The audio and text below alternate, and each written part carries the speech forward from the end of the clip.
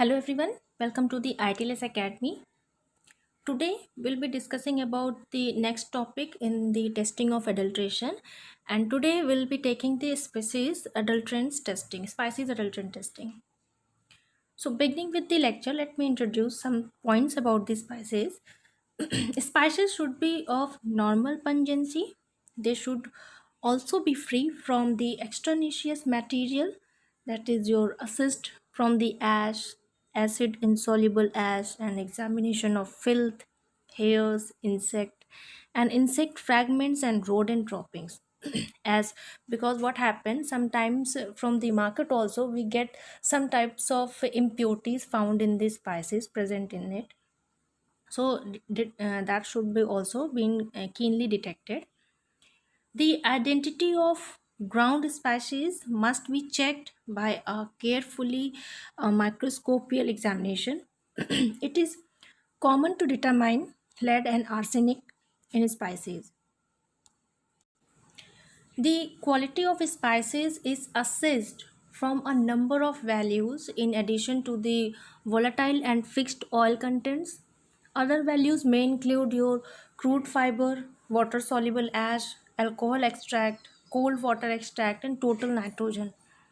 So, mixture of spices must also be analyzed from time to time, beginning with the first ingredient taking as the ragi, and the detection of rhodamine B in ragi we can detect it by taking a cotton ball soaked in water or vegetable oil, and this conduct test should be conducted separately. What we have to do is we have to rub the outer surface of the ragi. If the cotton ball absorbs the color, then it indicates the adulteration of rhodamine B for the coloring of outer surface of the ragi. What happens sometimes in the market, ragi is available in colored form. That is the rhodamine B is used to as a coloring agent of the ragi. And if the cotton ball absorbs this color, that shows the adulteration in ragi. And whereas if the cotton ball remains clear, then it is said to be the ragi. Next test is about your asafoetida, that is commonly called in the heme in Indian. So detection of foreign resins in a asafoetida. The testing involves as take a small amount of asafoetida in a spoon, burn a small quantity of asafoetida in a stainless steel spoon. The pure asafoetida will burn like a camphor, whereas the adulterated asafoetida will not produce bright flame like camphor. And by this we can be easily be understand that which type of asafoetida is pure and it is adulterated or not. Next is the detection of soapstone or other the metals in the asafoetida. We have to shake little portion of the sample with water and allow to settle it. The pure asafoetida will not leave any soapstone or other earthy matters at the bottom. And if the asafoetida is adulterated with the soapstone or other earthy matter, it will settle down at the bottom, and hence you can clearly identify that which type sample of the asafoetida is pure and which it is adulterated. Next comes your the detection of starch adulteration in asafoetida. We have to add tincture of iodine in asafoetida solution sample, and if starch is present then appearance of blue color will be shown, and if it is not present then the color will remain same and there will be no effect of adding of iodine in it. Next is your the detection of artificial or water soluble synthetic color in chili powder.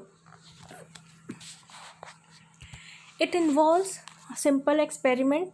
We have to sprinkle chili powder on the surface of the water taken in a glass tumbler as shown in the figure.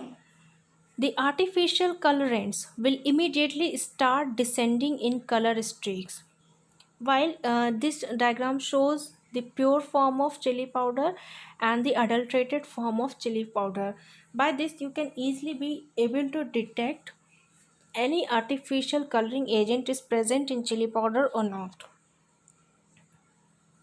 Next is the detection of lead chromate in turmeric powder.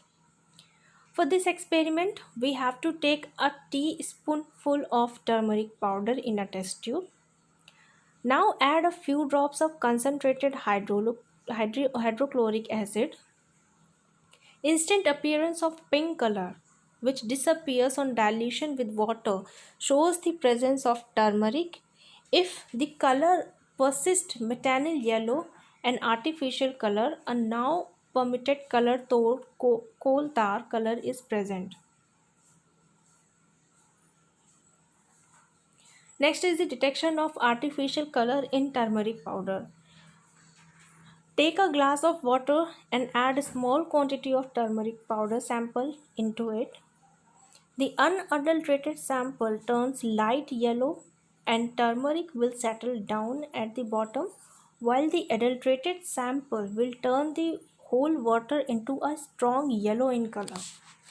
By this strong yellow color of the water, you can easily be understood that it is that adulterated turmeric, while the turmeric that settles down at the bottom, that is the unadulterated turmeric powder, and you can easily be depicted in the figure. Next is your detection of white powder in iodized salt. For this experiment, you have to stir 1/4 teaspoon of sample of salt in a glass of water. Pure salt dissolves completely and gives a clear solution, or it may give turbid solution due to the presence of permitted anti-caking agent in the salt. If the salt is adulterated, solution turns dense white turbid in presence of chalk powder, and other insoluble impurities will settle down at the bottom. The figure shows the appearance of chalk powder in the iodized salt. The color of the solution can be easily seen of adulterated and unadulterated samples.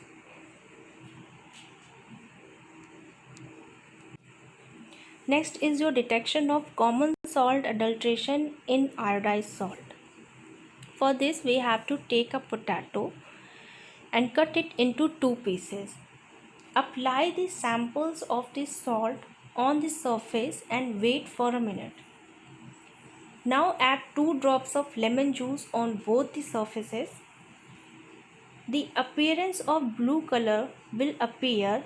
The unadulterated potato does not change color due to the double fortified salt, while the adulterated iodized salt will turn immediately into blue. The diagram shows the clear appearance of adulterated iodized salt as well as your unadulterated iodized salt. Next is your detection of papaya seeds in black pepper. For this, you have to add some amount of black pepper to a glass of water. The pure black pepper settles at the bottom. In the adulterated black pepper, the papaya seeds float on the surface of the water, and hence you can easily be able to detect the presence of papaya seed in black pepper. Next is your detection of argemone seeds in the mustard seed. For this, take a small quantity of mustard seed in a glass plate. Examine visually for the argemone seeds. Mustard seeds have the smooth surface, and when pressed inside, it is a yellow in color, whereas the argemone seeds have grainy, rough surface and are black in color. When pressed inside, it is white in color. The diagram shows clear appearance of the mustard seeds as well as the argemone seeds. See the structures carefully of both the seeds and you can easily be able to detect the difference among them. Next is your detection of colored dried tendrils of maize cob in saffron. The genuine saffron will not break easily like artificial. Artificial saffron is prepared by soaking maize cob in sugar and coloring it with coal tar. Take a transparent glass of water and add a small quantity of saffron. If saffron is adulterated, the artificial color dissolves in water rapidly. A bit of pure saffron, when allowed to dissolve in water, will continue to give it saffron color so long as it lasts. The diagram shows the clear appearance of the saffron, the real saffron, pure, and the colored tendrils of the maize cob. Next is the detection of grass seed colored with the charcoal dust in cumin seeds. For this experiment, we have to take a small amount of cumin seed on a palm and rub it properly. If palm turns black, then adulteration is indicated, and if it is not, then it is a pure cumin seed. Thank you for being with us. For more information, please log on to our website www.itlsacademy.com. You can also follow us on Instagram, Facebook, WhatsApp, LinkedIn, Twitter, and do not forget to subscribe our channel ITLS Academy at YouTube. Thank you.